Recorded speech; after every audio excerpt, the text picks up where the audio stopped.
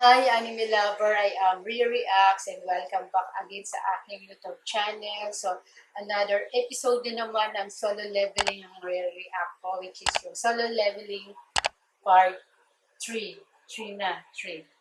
Okay, so let's watch out ano yung mangyayari sa part 3 ng solo leveling. So, sa previous episode, no, which is yung 2 is chinap-chap na nga si Jinwoo nung mga tawag dito, ng mga statue na nasa loob ng dungeon, no? And may nakalagay na, will you accept ba? Parang may notification na lumabas. So, ano kaya ang mangyayari? Mamamatay kaya siya or in-accept niya yung notification na biglang lumabas sa screen niya, I mean sa face niya. So, ito, ayun. So, buhay siya. Nasa hospital siya ngayon.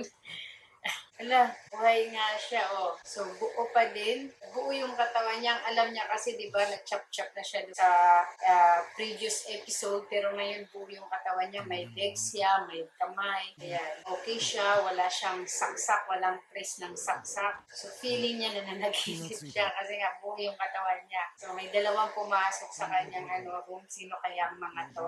Okay, so isa siya sa mga manager ng Hunter Association, si Woo Jin-gul ba yun? Jin-gul. So, unconscious siya for 3 days. Grabe yung nangyari sa kanya, no? So, yung leader talaga nila ay wala na talagang kamay. And yung healer nila naman ay na-traumatize naman si Joby. So, hindi alam kung i-continue pa ba yung pagiging hunter na na-trauma na siya sa nangyari doon sa loob ng dungeon dahil na ang dami niyang nakitang namatay.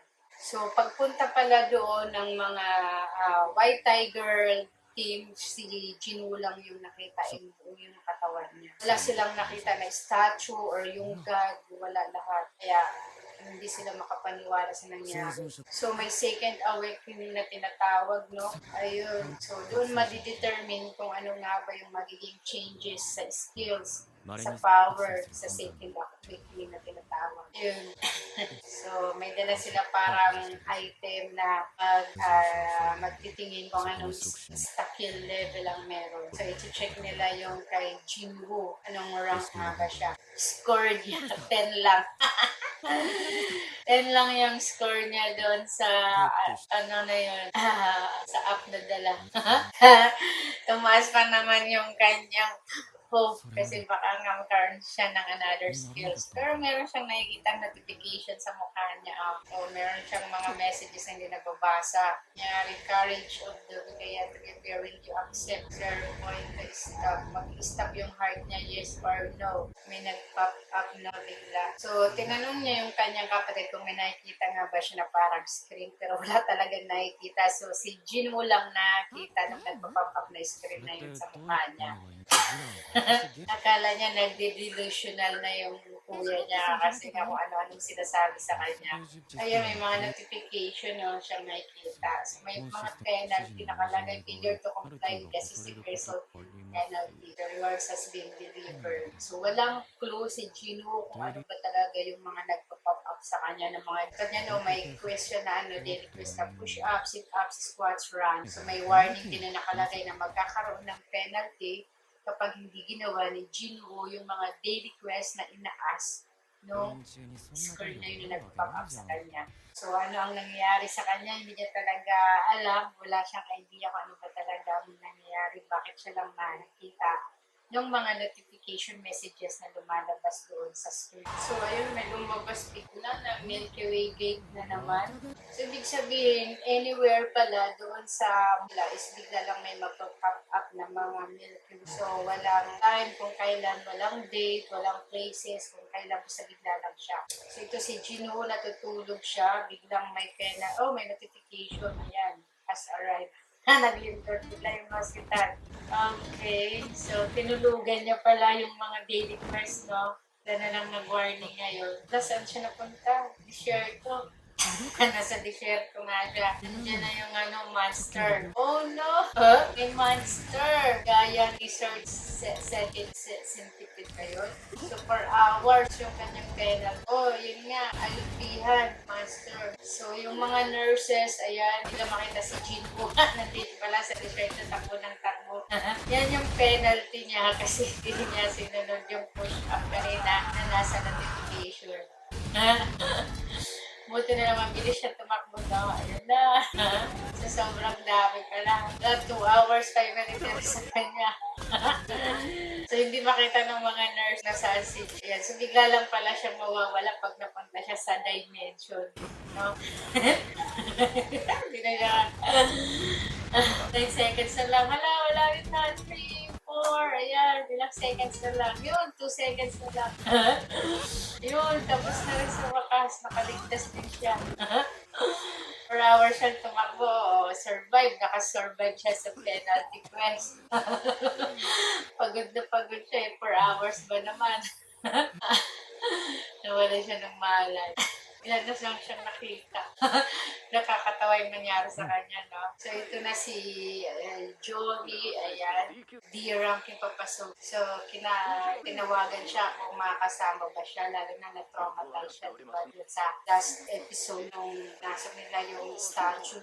Yun, so napangiti siya kasi ayun, kahit pa paano, is ligtas si Jinwoo. Ayan, pupunta siya sa hospital.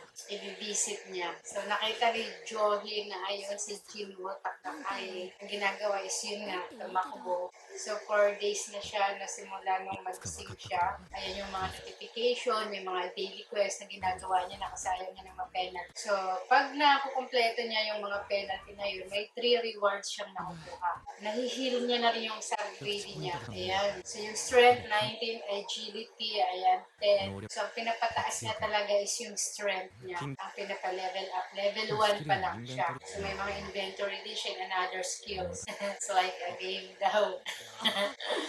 May loot box din siyang nakuha no, every time na natatapos siya yung daily quest. So, ano kaya itong makuha niya? Oh, susi.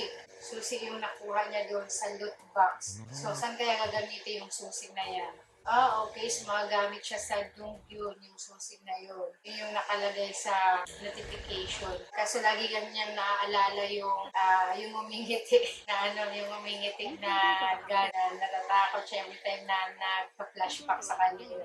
So, ayun. 4 years ago, no backstory, doon siya nag-start mag-aral si Jinwoo. Tawag dito, mag-training kasi nga gusto niya maging hunters. So, ayun, dahil nga siya yung pinakamahinig ng hunters sa padat na.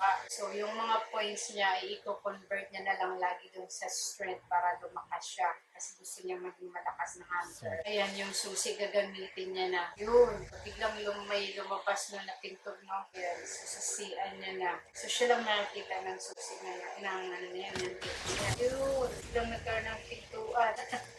Ano kayang meron dyan sa loob, no? Ano kayang monster yung mga kaharap niya? Yung may notification, no? Kaya bigla na lang nag-close. So, siya lang ang hindi makakalabas. Pero pag mga ordinary quest, siya lang nakikita ng gate na yun.